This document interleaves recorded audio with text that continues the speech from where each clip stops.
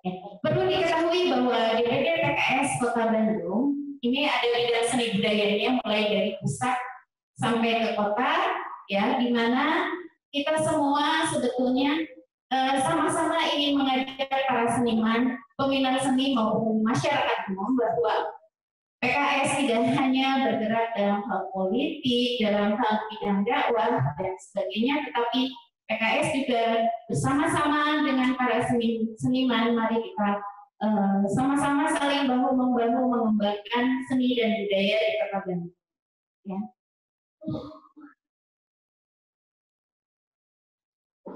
Iya, kita bicara tentang kreativitas ya, sambil menunggu share screen-nya.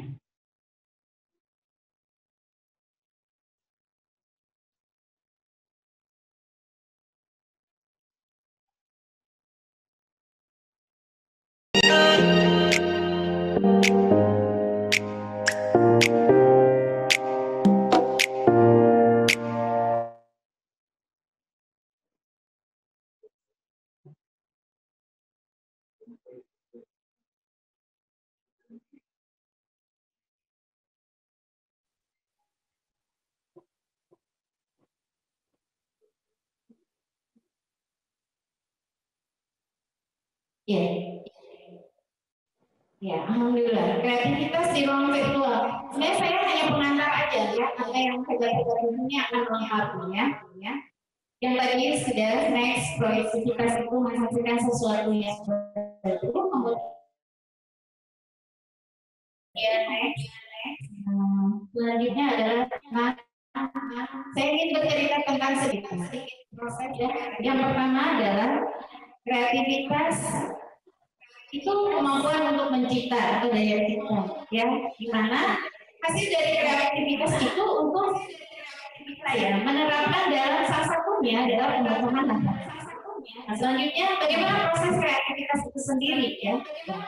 Adapun virtual itu adalah sesuatu yang kita lakukan berhubungan dengan dunia maya dan berhubungan dengan dunia maya internet ya atau komputer. Internet ya terjadi pada sekarang ini terjadi sekarang pointo di mana mau tidak mau suka atau tidak suka kita berkreativitas dari panggung kepada ruang virtual. Baik, next selanjutnya adalah bagaimana proses kreativitas itu sendiri ya. Yang pertama adalah ya persiapan. Bagaimana proses mendefinisikan, bagaimana tujuan dan pasangan. Kalau saya sederhana aja deh, kita kaitkan keadaan di masa pandemi ini. Saya mau cerita sedikit bagaimana ketika saya tiba-tiba harus mengajar, saya seorang pengajar pendidikan juga. Sebagai peminat seni juga, bagaimana saya harus mengajar di ruang virtual yang saya belum mempersiapkan sebelumnya.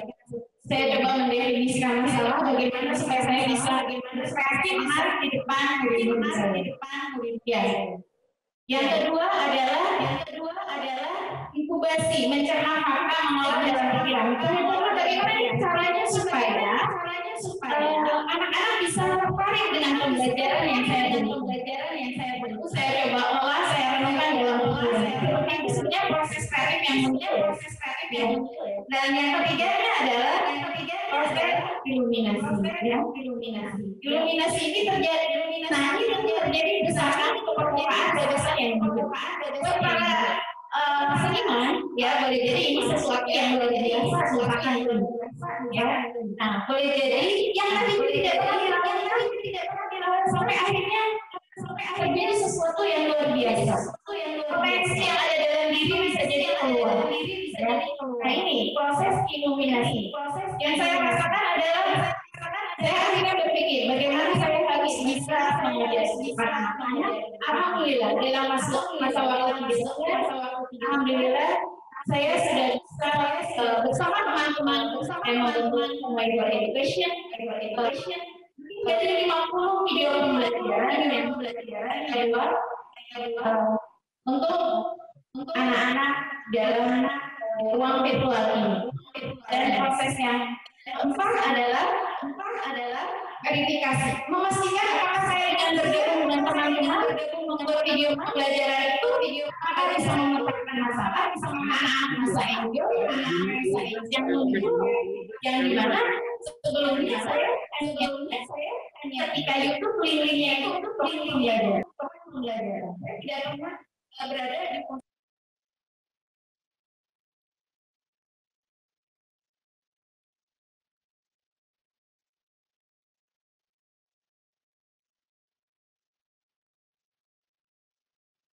Jadi tadi memang sebelumnya proses kreativitas itu salah satu. Jadi tadi memang sebelumnya masalah. Salah satunya adalah untuk kita rasakan di masa pandemi ini. Ya. Selanjutnya ini. Ya. Selanjutnya tadi yang dibacakan oleh Pati ya. Tadi yang dibacakan oleh bahwa yang artinya Bismillahirrahmanirrahim betul. Allah akan melihat terjadi. Mengapa saya ini menjadi landasan saya? Ya, karena apa yang kita lakukan, semangat atau spirit yang ada dalam diri kita, semangat atau spirit yang ada dalam diri kita, itu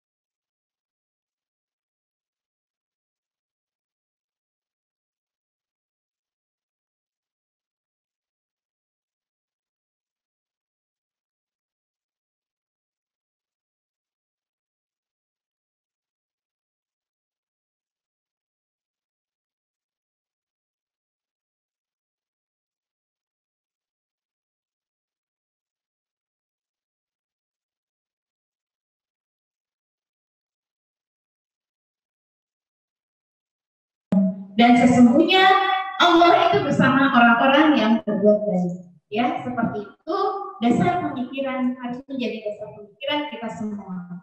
Ya, selanjutnya, ya, ya. Terakhir ini sedikit saja dari saya 3 kunci ya dalam menyikapi sebuah permasalahan di masa pandemi ini.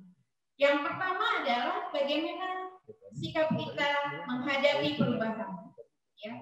Yang pertama, bagaimana sikap kita menghadapi perubahan. Tadi ya, ada yang 2. Ada yang menjadi mendorong, ada yang menjadi bangkit, ada yang menjadi muncul. Kreativitas yang luar biasa akan menjadi muncul. Gitu, ya. Nah, tidak mengapa kalau keluar dari sedikit idealis yang tadinya seniman. Nah, seperti ini nih, saya mau cerita Seba Musik Entertainment. Dalam survival hidupnya malah berkreasi apa? Ya, berkreasi ada Seba Express. Ya. Seba Express. Kenapa? Itu salah satu bagian dari survival untuk mempertahankan hidup tidak masalah ya gitu. Malah Seba Express ini untuk pengiriman barang, ada yang menjadi jualan tidak apa gitu. Tapi suatu saat harus yakin, jiwa seni itu tidak akan tersalah, pasti akan muncul permukaan. Ya. Nah, selanjutnya yang D-nya itu adalah kenali potensi diri. Ya. Potensi kita muyulnya kemana? Gitu ya. Potensi diri kita kemana? Kalau kita senang nulis. Saya juga jadinya lagi masa pandemi ini, jadi enaklah mengeluarkan curhatnya melalui apa? Melalui puisi-puisi yang saya buat. Dan itu akan membuat kita bahagia. Eksistensi diri kita sebagai orang seni, insya Allah akan membuat kita happy. Kita tidak akan ngedrop. Ya, kita tidak akan ngedrop dengan menyalurkan apa potensi yang kita miliki. Jadi mengenal potensi diri kita. Kalau senangnya menyanyi, menyanyilah gitu kan. Dan rezeki itu bisa berupa kita bisa memberikan yang terbaik kepada orang lain seperti tadi video yang bareng-bareng dengan Humairah Education gitu ya. Rezeki itu bisa berupa keduniawian yang bisa kita dapatkan, yang penting kita berusaha. Dan yang ketiganya adalah kita lihat substansi masalahnya. Jadi permasalahan di masa pandemi ini tadi saya katakan suka dan tidak suka, akhirnya kita masuk ke revolusi industri 4.0 ya gitu. Jadi akhirnya kita harus tahu nih, coba jadi melek IT. Kalaulah tidak bisa, kita bisa setting nih sama kaum milenial. Kita sama-sama buat dan bismillah. Insya Allah kita bisa. Jadi kita lihat substansi permasalahannya sekarang di masa pandemi. Ayo kita bantu, kita bergerak. Itu saja mungkin dari saya sedikit, dicukupkan dulu ya supaya kita bisa sama-sama sharing. Mangga ya. Cukup dulu. Assalamualaikum warahmatullahi wabarakatuh.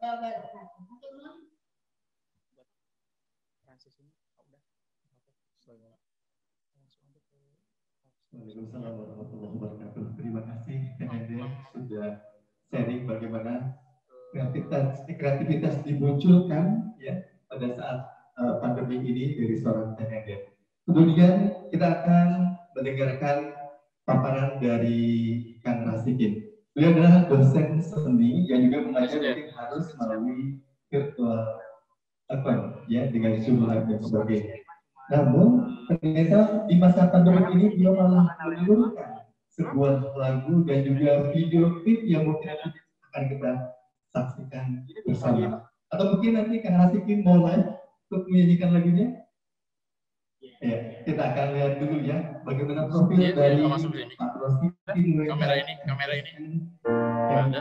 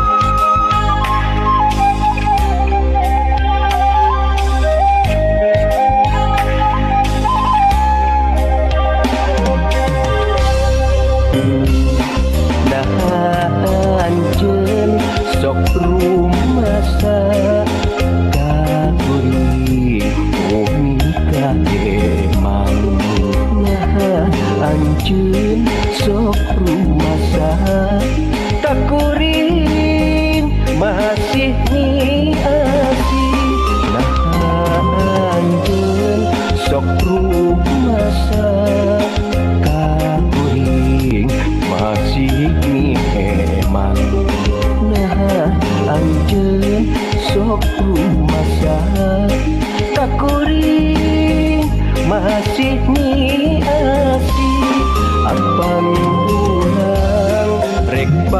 pisah lantaran ayah nulian ngan hanjak teh anjeun bimbang tungtungna anjeun kakembang.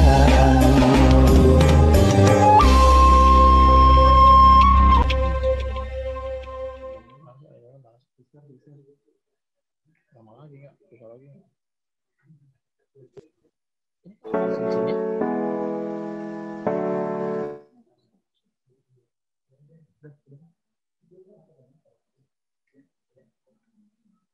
Assalamualaikum warahmatullahi wabarakatuh. Alhamdulillah wa syukurillah wassalatu wassalamu ala alihi wasallam. Yang saya hormati Bapak dan Ibu, khususnya panitia, Ibu Nenen, juga rekan-rekan ada Dunia, Kang Gabriel juga selamat siang, juga panitia yang telah membantu terselenggaranya kegiatan ini. Alhamdulillah, kegiatan selama pandemi ini realisasi dari kami ya, tidak seniman itu kan banyak, mulai dari tari, musik, teater, rupa. Semuanya pasti merasakan dampak dari pandemi ini. Namun kita tidak selalu terikat dengan hal-hal itu. Kita harus mencoba merealisasikannya dalam bentuk proses kreatif, yaitu karya seni. Nah, karena dalam berkarya itu seni itu berkaitan dengan rasa kita, bagaimana rasa untuk memvisualisasikan atau mengaudiokan karya-karya yang sudah ada dalam ide gagasan. Semua pasti memiliki ide dasar, idenya apa, kemudian bagaimana ke depannya karya ini. Nah, alhamdulillah selama kegiatan ini kita dicoba untuk mengkaji, kemudian juga menggali kembali lagu-lagu yang memang sudah ada. Dan sebelum saya sendiri hadir dalam Kantor Pop Sunda, banyak teman-teman sekelas juga sama dulu Yaya Janika, kemudian Kang Darso, ada Edi Maida, kemudian lagu-lagunya disajikan lagu karya Panano S, kemudian juga dari Sekar kamera Irama Tanda bebasnya juga ada para penembang dan juga Ida Rosida, Guru kami. Alhamdulillah dari pengalaman batin yang kita rasakan itu muncul proses kreatif bagaimana kita merealisasikan dalam kehidupan saat ini. Nah, kebetulan lagu saya sajikan adalah lagu Pekolebatan karya Kang Iwa Sundawa. Itu diberikan, saya cobakan ini lagu Awikas Puakam dalam bentuk pop Sunda. Awalnya itu bentuk kecapian. Nah, kemudian kita coba diangkat dalam kawi khusus kembang pop Sunda. Nah, kebetulan lagu ini secara tidak langsung mengisahkan tentang yang sudah menerima kata, tapi dalam rumah kata itu ada kendala, sudah tidak ada harmonisasi lagi. Itu akhirnya ya masing-masing lagi ya. Artinya dapat sudah lama diperkirakan. Nah, tapi di daerah sudah mengalami daripada apa-apa yang sendiri pada pikiran yang mau bisa. Nah, dalam hal ini bagaimana seorang laki-laki masih betul-betul menyanyikan baik-baik dia tidak mau bisa dengan istrinya tapi ya namanya perubahan itu istrinya berubah lain ya cepat sudah lama laki-laki artinya ya sudah ada laki-laki lain yang memang cocok. Nah, itu dalam itu dicoba ungkapkan konsep dasarnya itu itu iwa ya caranya. Kemudian untuk aspek musik itu disarankan super dan juga di pik kemudian juga ada sensa streaming di susu terus sampai nah, kita sama-sama selama 2 minggu mencoba membuat aspek lagu dan terjadilah proses rekaman. Nah, lagu lainnya itu lagu Pasaika karangan Wahyu Rohe, itu juga sama dalam Popsura itu rata-rata itu lagunya tentang cinta, tapi memang buminya begitu lebih banyak nangis. Paling percintaan dan pacar hari. Nah kemudian lagu yang ketiga yang sudah itu yaitu sama. Jadi pertemuan di Samudra Laut itu di daerah Karawang. Nah dicoba angkat dalam bentuk lagu. Larangan Kang Ari Baskara. Nah saat ini sudah ada sampai 8 yang kirim untuk dinyanyikan. Tapi ini kendalanya apa? Modal. Kita rekaman modal kami terusip bagaimana hasil rekaman itu bisa disajikan dengan baik sampai nanti. Kemudian direkam beberapa kali, nah, kemudian kita mengambil gambar dan mungkin ada beberapa yang bisa guna akan prosesnya saya di sini itu ada 5 lagu karangan lagu saya sendiri, yang lainnya lagu Bentang rekaman, kemudian juga ada lagu Roci Pulangan, ada lagu Pemutnya Nenek Engese, kemudian juga ada lagu Wanoja, Ajakan Lembang, dan terakhir lagu Sasarangan. Nah ini mungkin akan dijadikan bahan depannya. Mudah-mudahan kita sudah normal lagi, artinya program di luar bisa berjalan. Tapi dengan terjadinya pandemi ini, alhamdulillah datang kreativitas, proses kreatif yang namanya progres itu, kreativitas itu ya harus dilaksanakan ini dan kemauannya. Proses kreatif apa? Kreatif itu apa? Kalau untuk saya itu kalau capek kesal dan memang perlu diungkapkan. Punya ide biaya. Hari ini bukannya di lagu bertemu di mana dengan Manoja atau gadis desa, ya bagus ya, itu lagu sama Kang Darso juga ada Karyana Nani, kemudian lagunya dinyanyikan oleh Karyana Jakarta, termasuk lagu-lagu Darso banyak dipakai oleh masyarakat. Nah disinilah mungkin proses kreativitas akan berjalan ketika memang kita sendiri ada kemauan itu, mungkin motivasinya adalah diri sendiri, maka ide dan gagasan yang ada di pemikiran kita otomatis itu akan direalisasikan dalam bentuk visual yang visual. Hal ini yang memang menjadi bahan untuk kita bagaimana renungan berkarya itu tidak selamanya harus betul-betul disengat formal. Nah, ketika kita dalam kondisi ini, alhamdulillah ya dengan doa keluarga, doa kita sendiri, kemudian ada keinginan, motivasi dari sana sini, akhirnya kita bisa berkarya ya berdasarkan track kita, artinya berdasarkan kemampuan kita.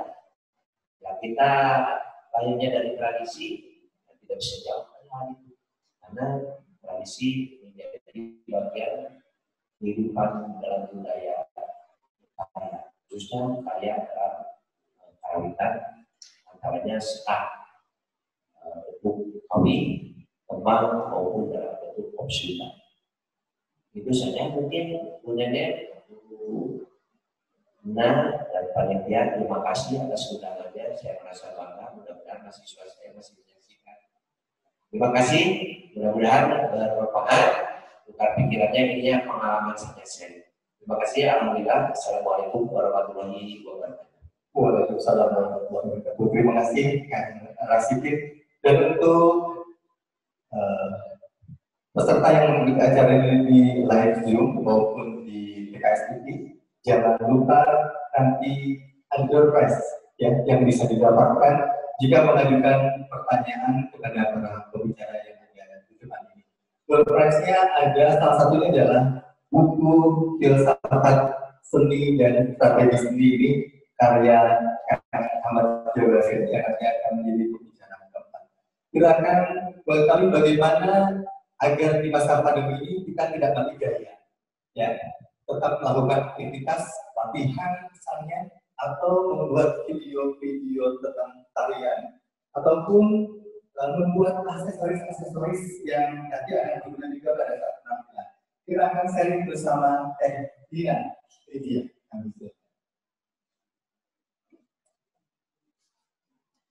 Assalamualaikum warahmatullahi wabarakatuh.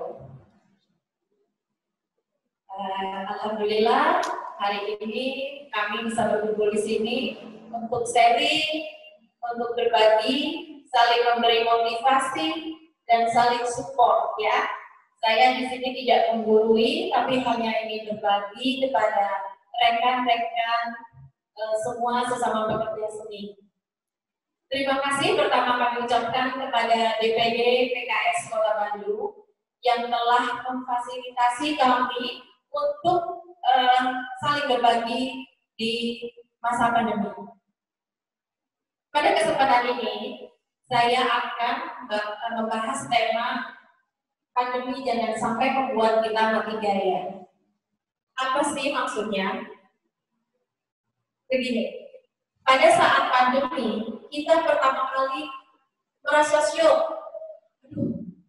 Apa ini? Tiba-tiba tidak bisa berbuat, tidak bisa latihan, tidak bisa mengajar, dan banyak lagi. Bukan hanya pekerja seni, tapi semua fasilitas, semua masyarakat dalam pekerjaan apapun pasti akan terkena dampak. Bagi saya pribadi, untuk mengatasi kebosanan, untuk mengatasi kebingungan, untuk mengatasi keresahan, ada 3 poin yang tetap saya lakukan. Yang pertama, saya selalu bersyukur. Bersyukur atas apa yang telah saya dapatkan sekecil apapun. Karena dengan bersyukur, insya Allah rezeki akan semakin bertambah. Amin. Yang kedua, berpikir positif. Kenapa harus berpikir positif? Kalau kita mengeluh, ini kayaknya pandemi lama, aduh ini gimana? Aduh, saya tidak pernah berpikir seperti itu. Saya selalu berpikir pandemi pasti ada hikmahnya, pandemi pasti bisa membuat kita lebih kreatif, pandemi harus bisa membuat kita bangkit. Yang ketiga, kita harus bisa bagaimana sih mengorek apa yang tadinya tidak ada di dalam diri kita. Ternyata setelah pandemi ini malah muncul. Seperti Kang Rosikin tadi. Memang dari awal beliau sudah bisa membang. Tapi alhamdulillah dengan adanya pandemi ini ada jalan untuk membuat rekaman. Ya. Dan yang membuat saya juga selalu semangat. Saya selalu berusaha untuk bisa aktif. Karena dalam situasi normal, manusia biasanya berbuat normal juga. Misalnya saya penari, ya saya penari, saya melatih. Tapi pada masa-masa sulit atau terjepit atau kepepet istilahnya, suka muncul kreativitas yang tadinya tidak ada. Ya, atau ada semangat dari kita sendiri, lalu kita harus berbuat. Kenapa sampai sekarang saya masih bisa surprise, mungkin bersama teman-teman juga di sini.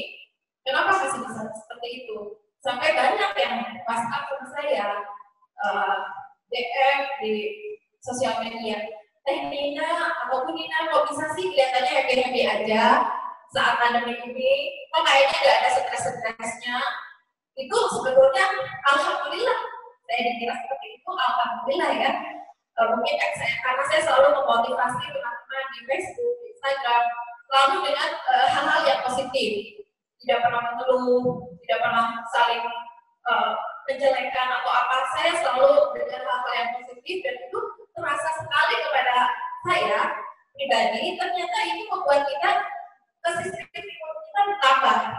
Dengan sistem imun kita bertambah, kita bahagia, insya Allah sehat lahir batin. Amin. Ya. Pada masa awal pandemi, tadi saya sudah cerita bahwa kita akan merasa shock dan sebagainya. Tapi minggu-minggu pertama pasti semua merasakan ada kebahagiaan tersendiri.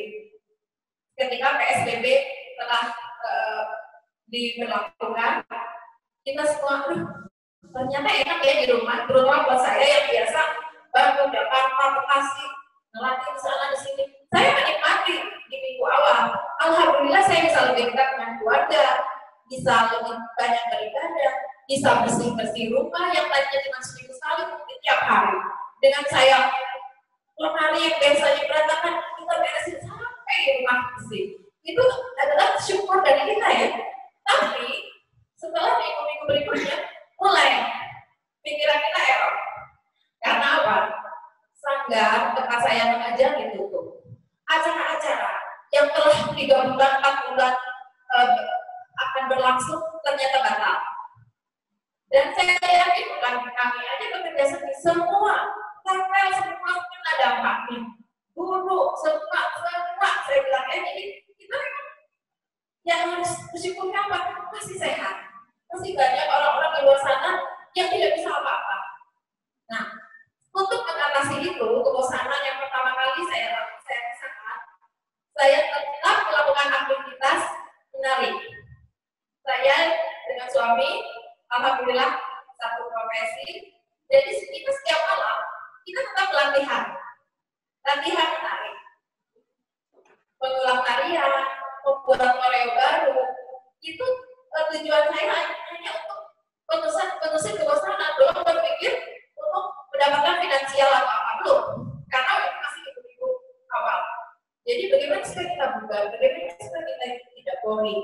Jadi malam kita latihan, siang kita berusaha seperti ibu sekarang ya, bercocok tanam, tempat juga, terus masak, mencoba resep-resep baru, itu kebahagiaan tersendiri buat kita. Karena kalau kita upload kan ada seninya juga, jiwa kita ingin berkarya terus, berkreasi terus di masa pandemi ini. Kemudian kita pun pagi-pagi kita olahraga, itu menjaga kebugaran. Wajah kita juga segar, kenapa kita selalu happy. Insya Allah sistem hidup kita meningkat ya.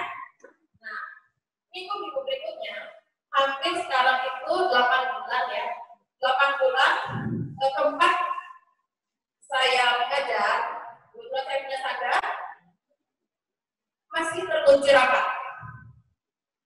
Itu yang membuat murid-murid terus saya katakan, kapan saya bisa mengajar?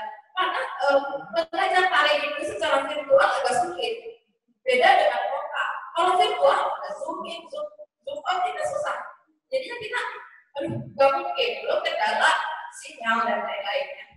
Itu yang membuat saya harus berpikir keras ini harus bagaimana. Nah, memang ketika PSBB berlaku, kita tidak bisa berbuat apa-apa selain di rumah, membahagiakan diri, membuat kreativitas dengan keluarga. Tapi setelah dikeluarkan new normal dalam tanda kutip, saya berpikir keras bagaimana ini supaya dapur tetap kebul, masalahnya gitu, karena saya berdua dengan suami sama-sama seniman, pekerja seni yang sama sangat berdampak. Istilahnya kita sudah latihan untuk beberapa bulan ke depan, ada acara-acara, kita cancel semua. Kita sudah keluarkan biaya, cancel semua. Nah, akhirnya kami berpikir bagaimana ya kalau kita membuka di rumah, tentunya dengan menjaga protokol kesehatan. Ya, jadi bagaimana saya merombak rumah yang seada-adanya itu saya kosongkan untuk berlatih tari anak-anak dengan fasilitas seadanya. Itu pun alhamdulillah anak-anak semangat karena mereka juga sudah kangen dengan menari bergerak gitu. Mungkin saya bisa bergerak dengan sendiri, tapi yang banyak guru, gak ada gurunya, ya mereka tidak bisa berbuat banyak gitu. Dan kita sudah mulai lagi di rumah, biasa saya semprot semuanya, ketika ada yang sakit saya bilang gak usah datang. Nah, kemudian selain itu saya pun berkreativitas yang tadinya saya tidak bisa. Saya membuat aksesoris. Aksesoris ini sebetulnya suami saya pada zaman karena udah jago. Cuma kalau saya dulu melihat seperti ini, ngapain bikin kayak beginian, bisa nyewa kok, ya kan? Bisa beli kayak beginian. Tapi ternyata dalam masa pandemi ini sangat bermanfaat untuk mengasah otak saya, membuat saya tidak bosan dan berkreasi dari awal saat tentu seperti ini. Itu alat-alat, dicek, set go. Kemudian harus ditusuk-tusuk untuk memasang kain. Kemudian kita pasang kainnya seperti ini.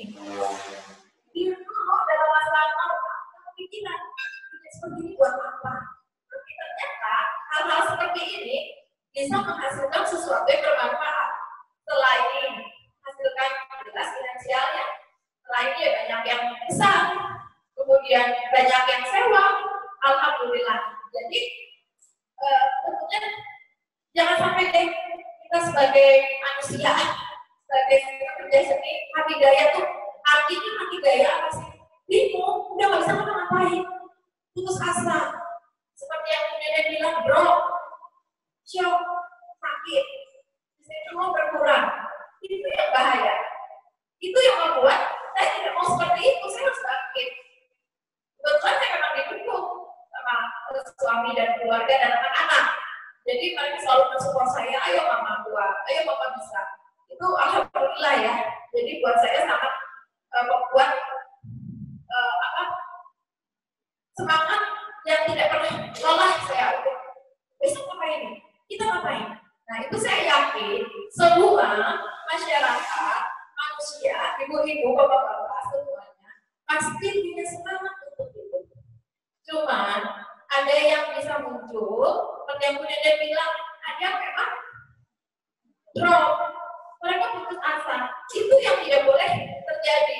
Makanya saya bilang yang satu harus bersyukur, yang kedua selalu berpikir positif. Yang ketiga apa?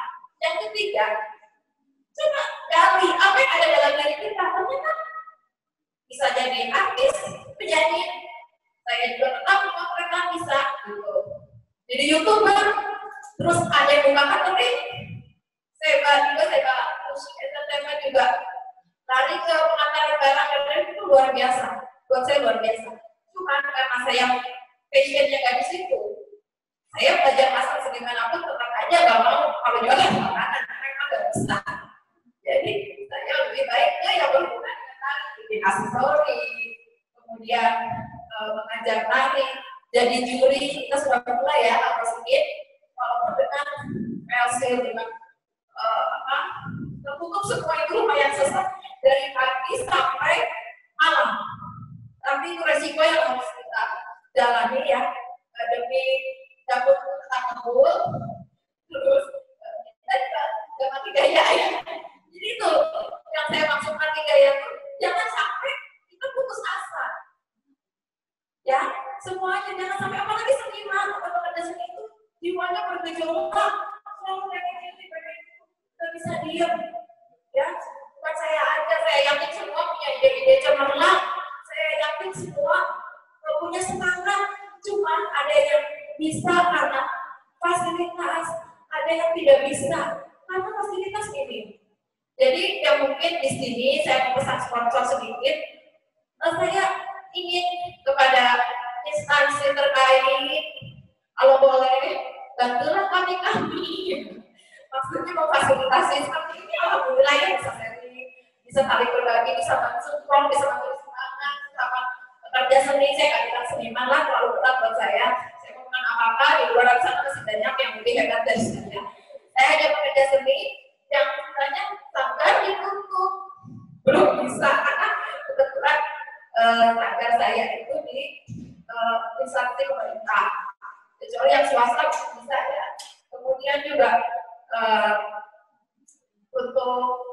acara-acara semua tidak bisa. Gimana ya? Karena seniman itu nggak pernah mengeluh sepenuhnya bagian besar itu, tapi selalu semangat kok. Saya lihat mereka luar biasa, malah berbagi sembako sesama seniman. Itu saya rasakan dan luar biasa sekali. Saya sampai, ya Allah, ternyata teman-teman itu sangat saling peduli sesama seniman. Jadi sebagian kecil saja yang saling gontok-gontokan, cindir-menyindir, atau apa. Saya harap kita semua tetap bisa bersatu. Kerja seni tolong bersatu semua. Kita bangkit semua. Jangan ada sentimen-sentimenan. Kita semua harus bangkit. Harus berkarya. Saling mensupport, saling memberi dukungan. Yang muda bertanya kepada yang tua. Yang tua bisa sharing pendapat dengan yang muda. Yang berpengalaman tolong sharing. Seperti inilah, gitu ya. Jadi saya belum menggurui, karena saya juga bukan apa, tapi insya Allah dengan adanya fasilitas seperti ini, sering ada kumpul, tukar pendapat, kita semua bisa lebih eksis, gitu aja. Ya, terima kasih. Assalamualaikum warahmatullahi wabarakatuh. Assalamualaikum warahmatullahi wabarakatuh. Terima kasih Teh Nina. Dan tadi kita belum menyaksikan profil dari Teh Nina ini dan aktivitas yang tadi beliau sudah ceritakan. Beliau adalah di rumah, kemudian kami bersama suami tetap energik dan juga bugar, tetap mengingat gerakan-gerakan. Kita akan lihat bersama-sama.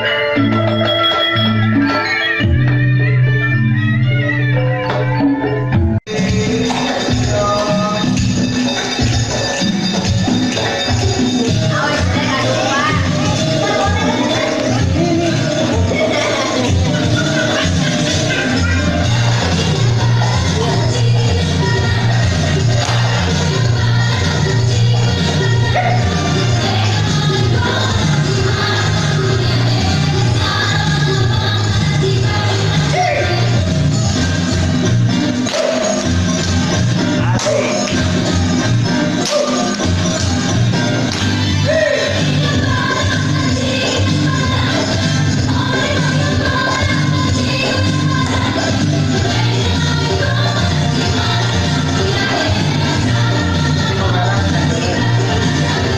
buat record ya.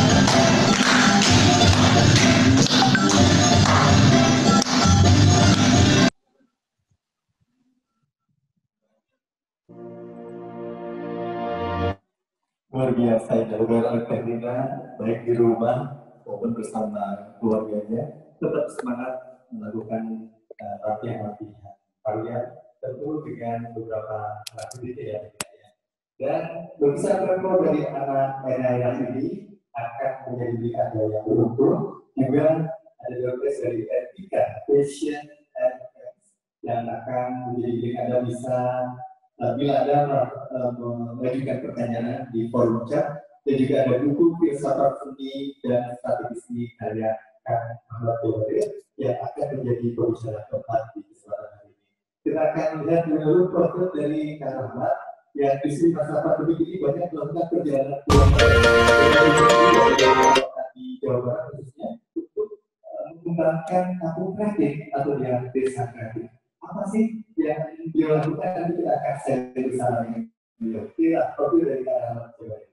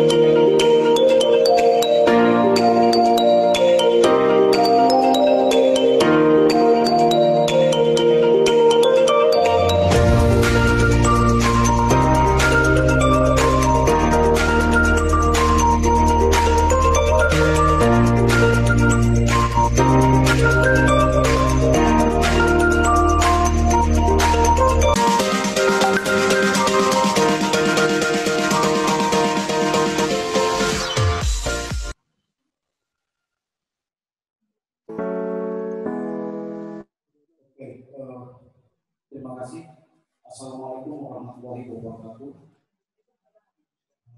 Sebelumnya saya ucapkan terima kasih buat teman-teman di DPD PKS Kota Bandung yang mengundang saya melalui Ibu Menkes yang sebelumnya memang saya sudah cukup panjang sering diskusi ya dan hari ini adalah tentunya hari pertemuan kedua untuk saya untuk ngaji budaya, dan terima kasih juga buat teman-teman yang telah hadir hari ini, terutama Pak narasumber, narasumber 1, 2, dan 3. Ada hal yang menarik buat saya.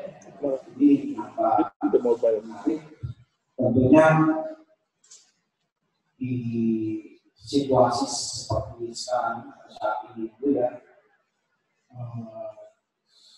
kita diajak kembali untuk menengok diri kita kembali gitu ya. Saat sebelumnya kita sangat begitu aktif, reaktif juga ruang sosial, kehidupan kita, kemudian keseharian, tapi kemudian tiba-tiba kita diberi jeda soal oleh situasi yang tidak memungkinkan untuk terbangun seolah-olah terbangun lagi ruang sosial. Tapi kemudian ini menjadi sepertinya menjadi bahan untuk kemudian kita melihat kembali pada kemampuan kita sebagai manusia. Tidak hanya secara seniman, tapi seluruh umat manusia. Lalu kemudian kita mencoba introspeksi diri, menggali diri sendiri. Kalau kita itu ya, kita mencoba menggali apa yang ada di dalam diri kita. Kita tidak lepas dari pikiran, rasa, seluruh hidup kita. Itu seperti itu yang menjadi kemudian menjadi pintu masuk buat kembali menoreh menemukan cahaya apa untuk perjalanan hidup kemudian. Banyak cerita kalau kita menengok sejarah para pemikir, para nabi misalnya, ketika menghadapi persoalan timbang kehidupan, mereka menggali pada kenabiannya, sehingga kemudian menemukan cahaya-cahaya, mendapat wahyu. Mungkin buat kita menemukan cahaya pikiran kita. Nah, berdasarkan pula yang kemudian bagi saya yang diajarkan oleh leluhur saya, tua, sampai kita tidak perlu menimbang kalau kita punya keyakinan dan keimanan kita dengan menghadapi persoalan situasi kehidupan seperti ini. Maka kemudian saya pada waktu itu berpikir bagaimana kemudian pikiran-pikiran itu juga disebarkan kepada masyarakat yang kemudian menjadi persoalan ketika mereka misalnya menghadapi persoalan ketimbangan, menghadapi soal-soal sekarang. Saya sempat waktu itu juga berbincang dengan pemerintah, termasuk Odeh, ya, saya waktu itu juga bilang bahwa misalnya dalam kota Bandung ini tidak punya alat seperti Kabupaten Bandung atau Kabupaten Barat misalnya, orang mendapatkan pendapatan daerahnya itu bisa mereka menggunakan wisata alam. Nah, kota Bandung itu tidak punya wisata alam. Maka kemudian yang dibangun adalah wisata pikiran. Maka kemudian inilah yang harus dibangun kesadaran-kesadaran masyarakat atas nilai-nilai yang ada di dalam pikiran itu sendiri. Maka dalam situasi pandemi ini saya mencoba menawarkan sebuah strategi bagaimana kemudian misalnya publik, ya, syukur yang mereka sudah paham soal apa potensi dari pikiran kita, dalam bahasa kita, yang belum kan menjadi soal. Kenapa? Karena memang menjadi penting bahwa kita adalah untuk melakukan kreativitas, untuk melakukan jalan ke depan adalah kesadaran kita. Untuk membangun kesadaran kreativitas itu adalah membuka pikiran kita. Pikiran kita memang harus mempunyai kecerdasan, harus mempunyai reasoning power. Nah, untuk mencapai kesadaran reasoning power itulah kemudian memang harus ada penguatan studi power. Dia harus memang harus ada. Nah, karena itulah kemudian saya mencoba dengan situasi seperti pandemi saat ini, kita membuat kelas itu ada dua, ada kelas untuk umum, ada juga kelas untuk mahasiswa. Dan itu berarti kelas WA, grup, gitu ya. Jadi di kelas itu adalah tujuannya untuk membuka pikiran kita sama berkaitan dengan apa sebetulnya sesungguhnya hidup kita. Nah, banyak temuan-temuan yang diproduksi oleh para seniman karena memang tidak bisa lepas dari soal dia sadar, dia tepat pada ruang.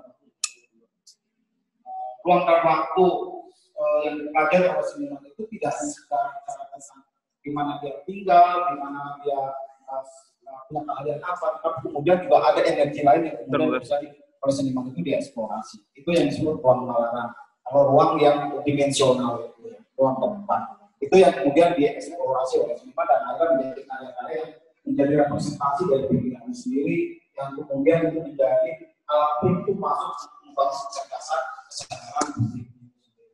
Nah, dengan itulah yang kemudian saya coba menawarkan ada kelas bersama sini dan sampai sini. Jadi selama 6 bulan saya menulis dan mainlah buku bersama sini dan sampai sini. Dan salah satunya kemudian di perguruan kelas saya dan akhirnya kelas itu juga tumbuh berkembang banyak peserta yang mau ikut seperti itu. Guru dan para dosen seni. Banyak di antara mereka yang dari SD, saya belajar dari SD, belajar dari UPI, saya belajar dari isi Aceh, dari Surabaya, di Jogja, mereka bergabung, kita sama-sama melakukan diskusi. Dan tentu banyak seniman dan juga yang menarik adalah peserta itu juga ada lomba, ada pengusaha, ada anggota DPR. Jadi banyak tujuan saya adalah bagaimana kemudian kesadaran itu terbangun, kesadaran kreatif terbangun tidak hanya dulu di para seniman, tapi di masyarakat juga. Kenapa? Saya sempat ngobrol dengan Profesor Sudiarto misalnya di Unpad itu semua jurusan itu mendapatkan mata kuliah bersama seni. Kenapa? Karena untuk dipersiapkan kemudian nanti mereka ketika terjun ke masyarakat mereka mengapresiasi apa itu seni. Kenapa? Kenapa itu penting? Karena apa menyangkut angkat martabat bangsa ini juga bisa diukur dari kebudayaannya. Kalau kemudian dari kebudayaan itu tidak punya tempat tinggal, itu menjadi representasi menunjukkan tempat tinggal. Maka kemudian ini penting. Kita segila apapun ya seniman mengeksplorasi karya, tapi kemudian masyarakatnya tidak mampu mengapresiasi, ya akhirnya juga jadi timpang. Itu menjadi persoalan. Nah itu yang kenapa saya terus menggelorakan membangun strategi gerakan kesenian ke ruang publik, termasuk dalam pemerintahan. Saya sering juga datang ke Balitbang misalnya, bagaimana pembangunan daerah itu juga melibatkan kesenian sebagai dasar pikirannya. Alhamdulillah sekarang di zamannya Pak Odet, setiap RW itu harus ada sanggar-sanggar seperti itu dan ruang-ruang kreatif. Dan ini memang harus diaping oleh para seniman. Dan ini menjadi sebuah strategi masif untuk membangun kesadaran masyarakat bagaimana sebetulnya fungsinya seni di dalam kehidupan. Kenapa? Ketika masyarakat sadar tentang itu, maka kreativitas akan tumbuh. Dan kreativitas akan tumbuh, disitulah terjadi diskursus seni. Ketika itulah yang kemudian akan menunjukkan sebuah representasi kemajuan sebuah daerah atau bangsa itu sendiri. Saya pikir ini penting. Maka ketika kemarin saya datang ke Nagrog ya, di situ ada sebuah pesantren, saya datang ke sana, saya tanya ada berapa pelajaran yang kalian dapatkan di sini. Mereka ada 17 pelajaran. Ya selain pelajaran umum, ya pelajaran agama. Mereka belajar ilmu tarikh misalnya. Nah, apa yang kalian dapatkan dari ilmu tarikh misalnya? Mereka bicara tentang sejarah Islam misalnya. Nah, lalu bagaimana setelah itu? Apa manfaatnya buat kalian? Selain manfaatnya dapat pengetahuan, apalagi misalnya. Nah, saya bilang bagaimana kalau semua pelajaran, setiap pelajaran itu menghasilkan 5 produk misalnya, diimplementasikan dalam sebuah produk barang pakai. Kok bisa Pak? Bisa. Kayak misalnya sejarah Muawiyah misalnya. Sejarah Muawiyah itu dieksplorasi dalam bentuk desain misalnya, baju, kaos, atau macam-macam. Kemudian itu bisa secara apa ya? Itu akan menjadi alat media komunikasi, alat pembelajaran buat mereka, dan kemudian masyarakat akan menjadi akrab dengan sejarah itu. Itu penting. Jadi sebetulnya bisa dieksplorasi. Kalian bisa lihat apa di sini? Ada batu, ada apa lagi misalnya? Ada batu kecil, ada panah, ada batang tembakau. Nah, batang tembakau itu hanya dibuang, tembakunya diganti. Nah, bahan tembakunya harus dimanfaatkan, bisa dieksplorasi, bisa jadi fungsi, bisa jadi macam-macam. Jadi sebetulnya kita tuh punya kekayaan yang sangat begitu dasar. Nah, cuma yang jadi persoalan selama ini kita tertutup pikiran kita pada persoalan-persoalan. Nah, gerakan kesadaran kreatif, gitu ya, dari dalam situasi seperti ini, saya pikir ini bisa bermanfaat buat kita semua. Di saat kita terkurung di dalam rumah, apa yang kita harus lakukan? Kita harus makan, harus minum, harus terus berkembang ilmu pengetahuan, yaitu kita mencoba mengeksplorasi ruang di mana kita tinggal. Ada apa saja di ruang itu kita kemudian bisa eksplorasi banyak ragam, terutama misalnya kebutuhan-kebutuhan barang pakai atau kebutuhan-kebutuhan batin manusia. Kenapa? Bicara tentang kehidupan tidak lepas dari tidak bisa lepas dari kebutuhan pakai tentu ya, ada kebutuhan batin manusia. Maka kemudian disitulah letak sebetulnya buat kita semua bagaimana memanfaatkan kebutuhan batin umat manusia itu dengan produk-produk karya seni. Baik itu apa yang dilihat, apa yang dirasakan, apa yang didengar. Misalnya tadi tembang-tembang, nyanyi, tari misalnya. Terus apa lagi misalnya, kuliner, itu juga bisa dipakai. Tempo hari saya bilang ke ibu-ibu di daerah Nagrog itu, ibu-ibu kan bikin getuk-getuk itu cuma gitu aja dari dulu. Nah, bagaimana kemudian getuk itu sekarang dieksplorasi dengan rasa kekinian. Jadi diapropriasi gitu. Nilai-nilai seni tradisi dengan situasi saat ini. Karena kita tidak bisa melepaskan situasi saat ini. Kenapa? Karena semua orang sekarang sudah memegang HP. Jadi itu yang kemudian rasa itu yang dieksplorasi. Kenapa? Itulah pentingnya seniman mempelajari ilmu seni. Itu selain juga nilai-nilai estetika, juga ada nilai rasa. Maka di dalam seni itu ada 3 unsur yang harus diperkuat. Pertama nilai filosofi seninya, dia harus paham apa itu seni. Terus kemudian kedua estetika, apa itu keindahan. Yang ketiga adalah etika, estetik etniknya seperti apa. Nah tadi juga kita bicara soal diskusi ini kan melalui media virtual. Etiknya adalah bagaimana kita mengelola dunia virtual. Estetikanya bagaimana kemudian suasana ini menjadi menarik buat publik kayak gitu. Filosofinya apa? Kita menawarkan sebuah gagasan bagaimana komunikasi itu tidak putus karena persoalan pandemi ya, kayak gitu. Nah, jadi seni itu harus melingkupi itu. Jadi saya pikir dalam situasi ini saya justru tidak pernah saya jadi terinspirasi misalnya kalau ketika Rasulullah mendapatkan wahyu pertama, Iqra. Jadi Iqra ini bisa dipakai di mana? Itu justru pada saat seperti saat inilah yang sebetulnya Iqra itu bisa harusnya jadi kunci kita untuk membuka cakrawala dunia seperti itu. Contoh misalnya saya tidak hanya sekedar membuat buku filsafat seni dan strategi seni, tapi saya sudah membuat tulisan hampir 20 judul tentang perempuan perkasa. Terus kemudian juga ada beberapa tulisan yang akhirnya masuk ke jurnal-jurnal kampus. Jadi sebetulnya banyak. Terus selain itu juga drawing, ya, gambar-gambar seperti itu. Dan kemudian komunikasi juga tidak putus. Oke. Itu jadi saya pikir dalam situasi apapun, kalau kemudian pikiran kita dan rasa kita menjadi subvol di dalam kehidupan kita, tidak sampai tutup, maka kemudian kita tidak akan takut pada tekanan apapun. Seperti itu. Itu dari saya. Terima kasih. Assalamualaikum warahmatullahi wabarakatuh.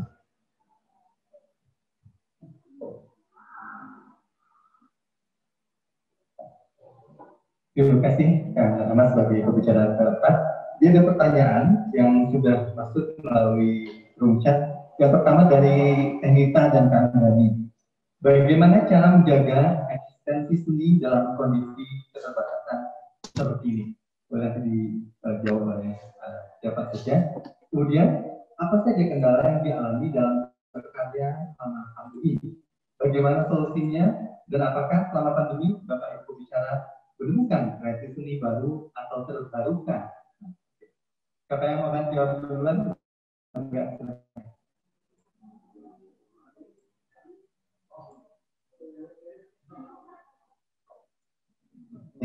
Ya,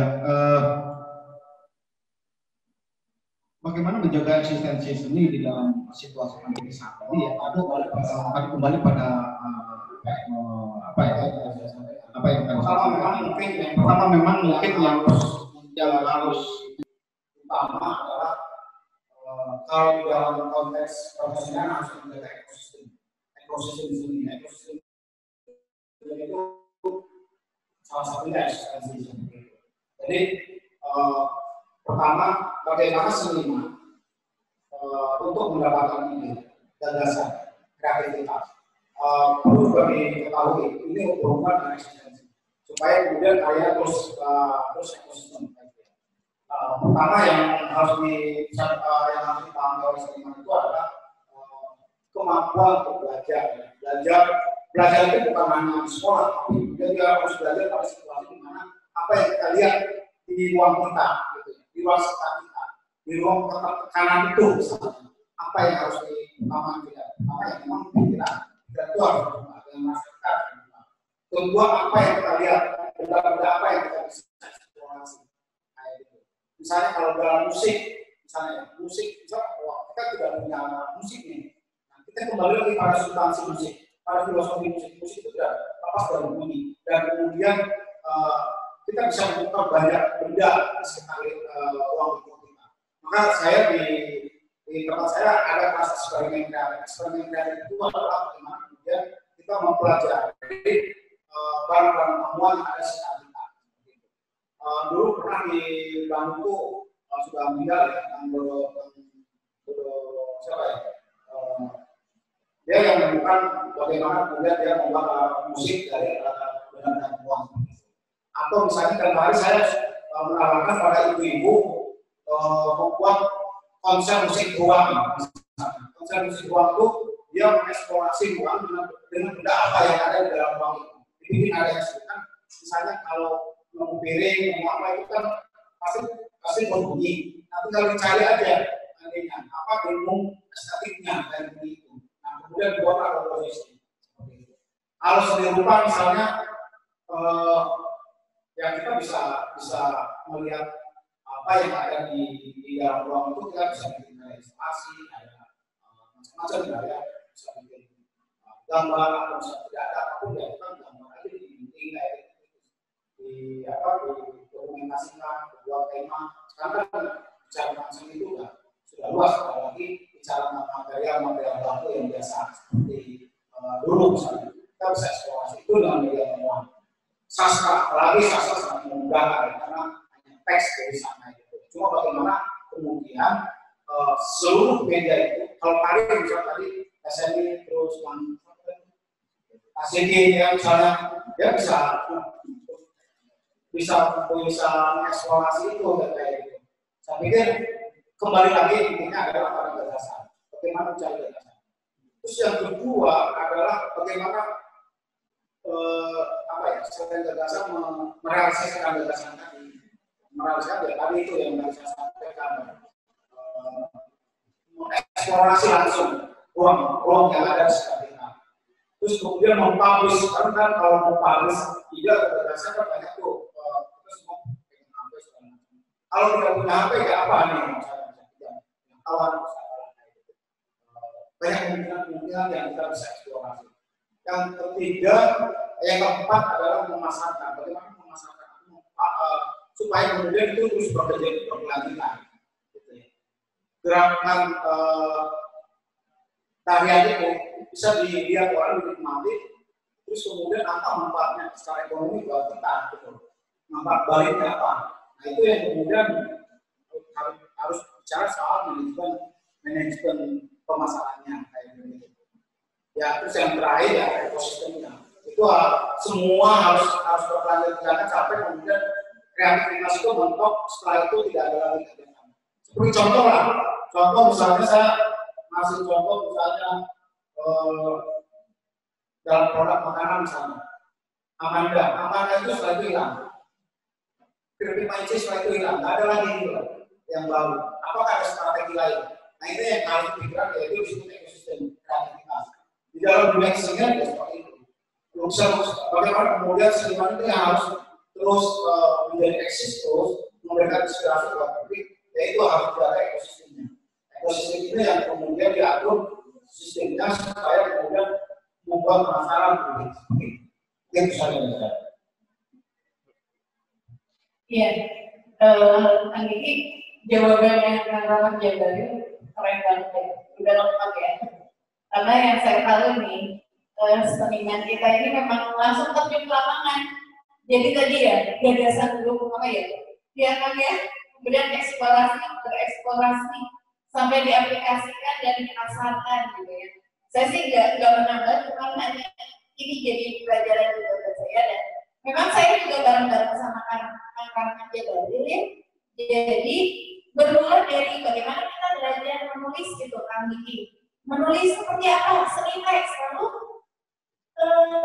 di grup keluar itu kita disaring mana yang oke, kemudian masuk ke pameran. Nah itu kan membuat eksistensi kita nih yang senang menulis atau para seniman yang di Indonesia ini merasa semangat gitu loh. Dan ini saya selalu dan beliau juga mengampun sih dulu. Jadi sebenarnya jawaban dari Kang Jabari ini udah lengkap. Itu aja cerita. Ini mau menambahkan jawabannya. Alhamdulillah, cuma mungkin ada beberapa hal yang memang harus diatasi. Yang pertama, seniman itu tidak bisa lepas daripada kreativitas. Di sana ada berbicara masalah simbol, dan juga masalah dengan audiens. Dan bagaimana faktor karena ada kesenangan. Nah ini yang perlu kita maknai bagaimana seni itu berkaitan dengan perasaan, estetik. Nah ini, jadi menjaga eksistensi itu bukan lagi kepada diri masing-masing. Ya, orang yang memang berkarya itu, orang yang berkarya di dalam bidang seni tadi, ya mau apa fotografi, mengembangkan potensi yang adanya, sekalian yang tutup di rumah bisa kerja. Termasuk kemudian membuat buku, lama juga membuat buku selama kegiatan ini. Jadi tetap yang namanya ekspresi itu akan berjalan karena hadirnya rasa kemauan dari dalam diri kita masing-masing. Nah itu yang perlu kita katakan bahwa sebuah ekosistem menjadi sebuah kajian bagi kita untuk mencoba memaknai. Terima kasih. Jadi muncul dari kita seperti yang Kanina tadi sampaikan juga. Dari gambar itu maksudnya apa sih? Ya, tidak putus asa, gitu kira-kira ya, tidak putus asa. Kemudian mencari celah bagaimana kita berhikap ini semua, karena pasti Allah juga sudah punya rencana untuk kita ya. Bahkan dari tadi karena sedih dia bisa rekaman lagu itu mungkin orang-orang mungkin betul-betul ya, karena kesibukan atau apa, tapi dengan adanya peluang yang sama partner sedikit utara, alhamdulillah. Kemudian tadi pertanyaan itu datangnya dari Asalian Fafiana yang sudah dijawab tadi. Mohon klarifikasi ya, apakah Asalian Fafiana ini ibu atau awal atau perempuan karena berhubungan dengan hadiah yang akan diberikan. Juga nanti bisa menghubungi dia. Ada pertanyaan tambahan. Sebentar. Bagaimana solusi untuk para pegiat seni tradisional yang dalam kondisi pandemi seperti ini mati langka, baik keterbatasan, jangankan untuk produktif menghasilkan karya yang berbuah materi. Sementara sarana untuk melakukan atau mengapresiasinya saja tidak disediakan atau dibatasi. Sementara promosi dan karya sudah tidak tertampung atau banyak, tapi yang mengapresiasi dan bisa menjadikan karya itu berefek ke dapur tanpa tetap timbul seperti yang dikatakan Buina tidak bisa tercapai atau terrealisasi. Ini bisa dijawab oleh siapa? Dia nantinya. Ini pertanyaannya datang dari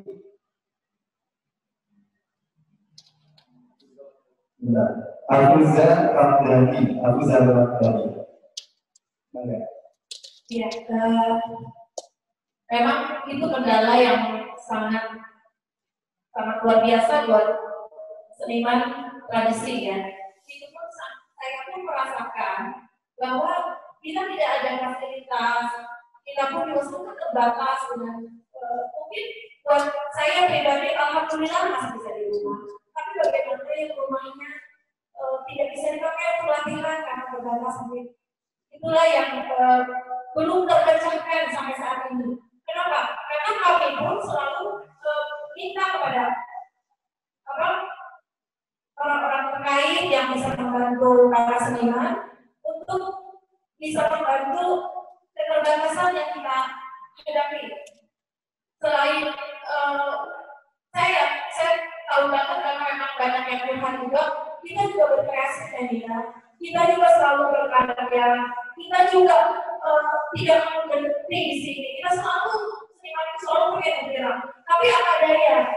Kami tidak bisa mempublikasikan, ruang gerak kami juga tidak ada. Nah, kalau seperti itu, saya tidak bisa berbicara dengan mati daya, karena mereka tidak mati daya. Mereka tidak mati daya, mereka beraktivitas, cuma fasilitas untuk mereka tidak ada. Itu yang tadi saya bilang pesan sponsor di akhir. Kenapa? Karena memang itu perlu dibantu dari luar, perlu difasilitasi. Karena seniman itu semua sudah berusaha. Saya yakin sekali.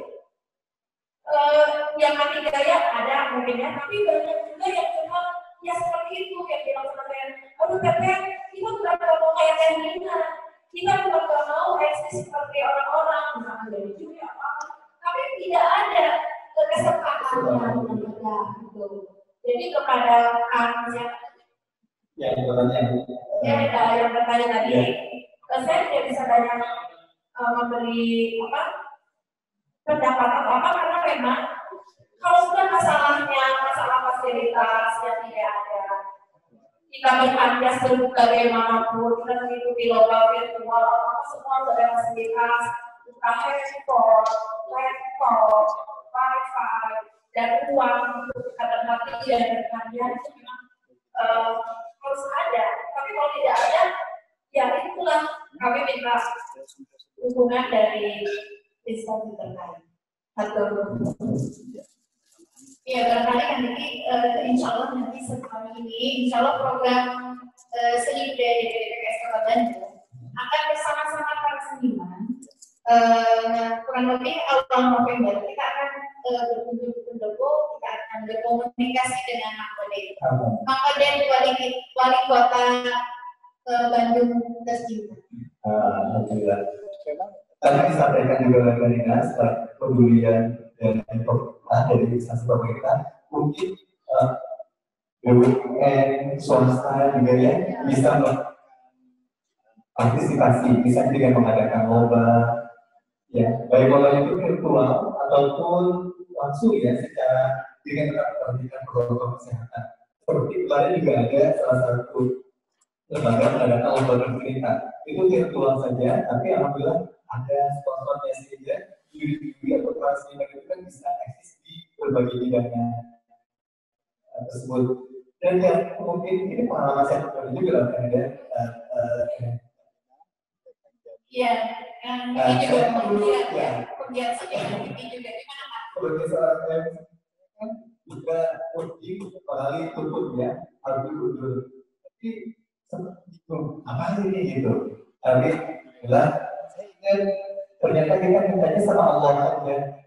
Ya saya tadi jangan putus asa, tetap bersyukur ini tidak jadi wakil. Kalau saya boleh bersyukur dan sama Allah. Saya minta sama Allah, alhamdulillah dikasih kerjaan MC meskipun secara bayaran tidak terlalu ya tidak seperti bukan masalah ini, tapi alhamdulillah bisa membuat saya lebih eksis seperti itu.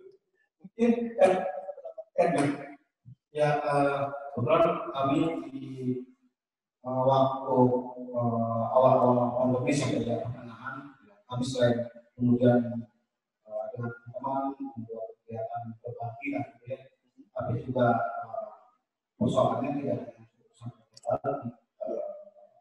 atau seperti itu. Tapi bagaimana kita supaya kemudian terutama di masyarakat seniman tradisi.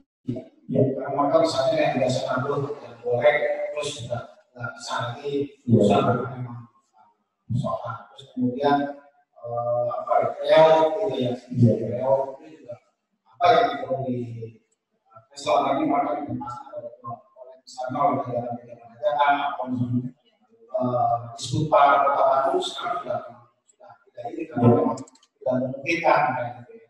Selain itu juga negara kota baru itu memang defisit ya, karena ini dua triliun maksudnya waktu itu saya dapat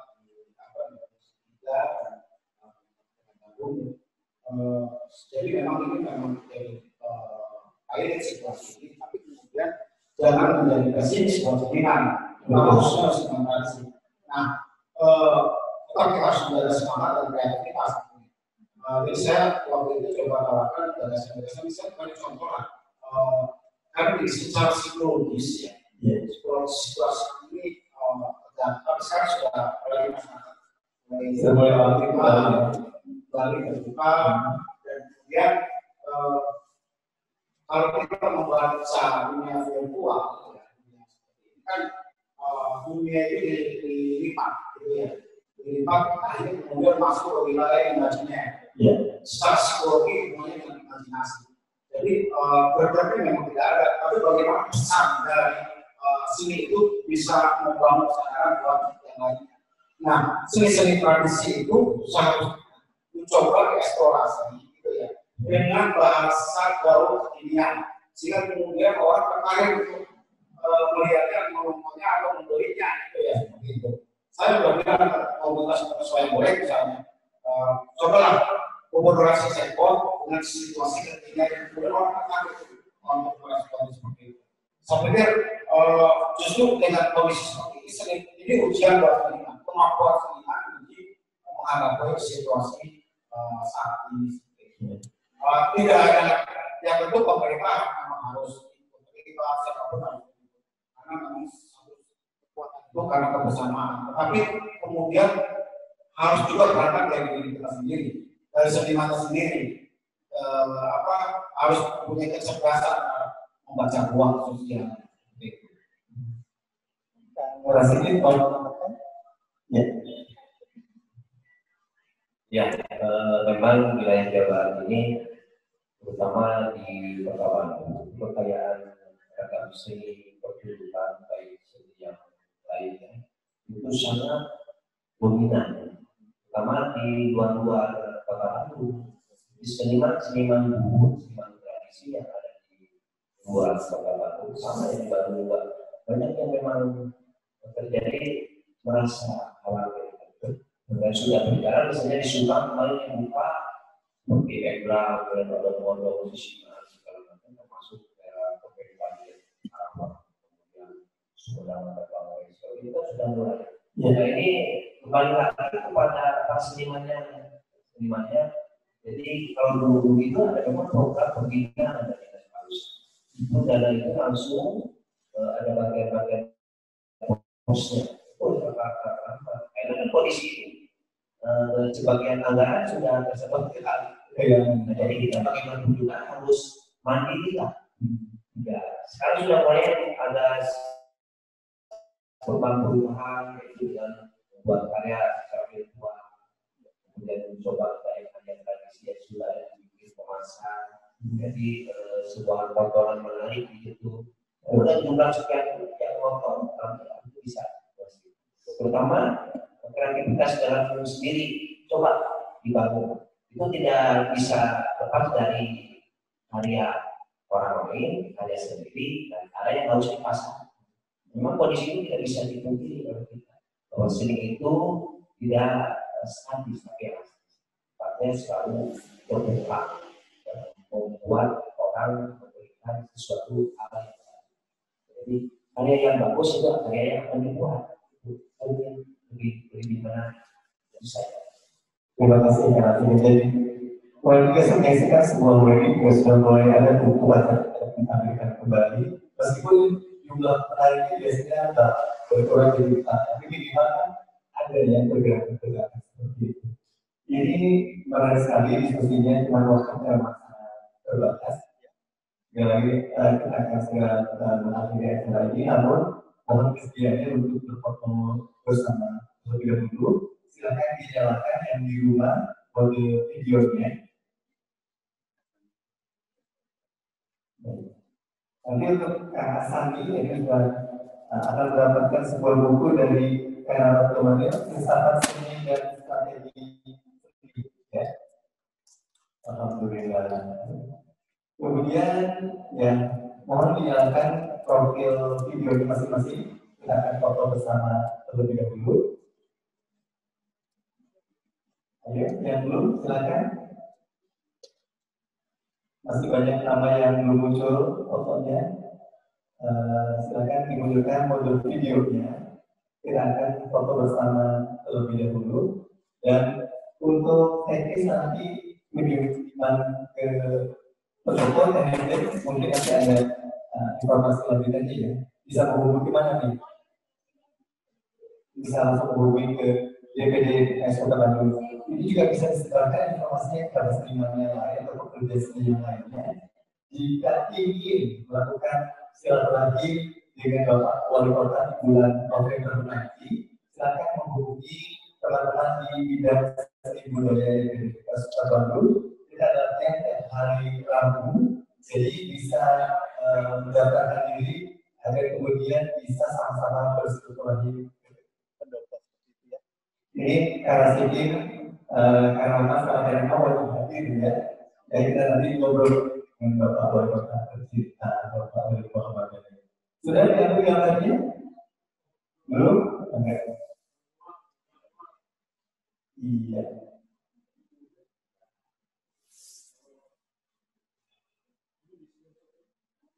Di screenshot boleh?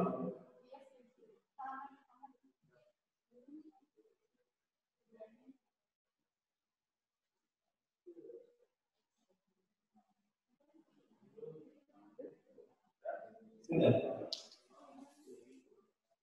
Baik. Terakhir saya ingin masuk sudah semuanya. Ini masih ada prize sebetulnya ya. Nanti kita akan undi saja ya kepada yang hadir pertama kali. Sekarang tadi yang sudah menutup video Zoom pertama kali akan mendapatkan apa namanya kerudung ini. Kemudian juga nanti ada yang mendapatkan ini juga yang saya pakai nih, kasir ini adalah kreasi dari Umar Aksesoris ya. Yang mungkin dulu tidak berpikiran di kasir dari bahan-bahan itu. Itu ya, kasir dari bahan-bahan seperti apa? Jadinya cantik. Dari bikinnya itu susah ya. Lalu sudah kebanyakan. Ini juga ada nanti saudara-saudara yang akan kita bagikan untuk yang hadir di Zoom. Baik di ataupun yang hadir di sini saja ya. Baik, saya akan menutup dengan sebuah tanda terakhir. Tanaman rokok banyak dianggap sebagai benar, padahal dia juga berfungsi sebagai pengobatan. Kita berharap agar pandemi segera berlalu, agar seniman bisa berpindah kehidupan dengan karya-karya yang berbeda. Dari DPD Kota Bandung, saya juga mengucapkan terima kasih, mohon maaf dengan kurang berkenan, mewakili Kang Jabalia, Kang Lydia, dan Sebar Ayu dan Kang Rasiki. Kami mengucapkan terima kasih atas kebersamaan Anda untuk mengikuti acara Ngaji Budaya Jilid 3 malam ini dengan tema seniman produktif di masa pandemi, dan untuk 10 yang berhubung dari Sebar Musik Entertainment ada Sebar Express. Kemudian juga dari tim Humas DPD Kota Bandung pimpinan Kang Ali, kemudian juga dari Etika Fashion, dan juga dari Umar Aksesoris, dan juga dari Ana Hairani, Ana Enaria, yang tadi melibatkan sebagai pesan reporter untuk kita semua. Insya Allah kita akan jumpa lagi di Ngaji Budaya. Jadi keempat tentunya kita berharap dalam kondisi yang lebih baik lagi, sehingga Ngaji Budaya ini selain menjadi ajang silaturahmi juga menjadi ajang unjuk kebiasaan dan kreativitas seni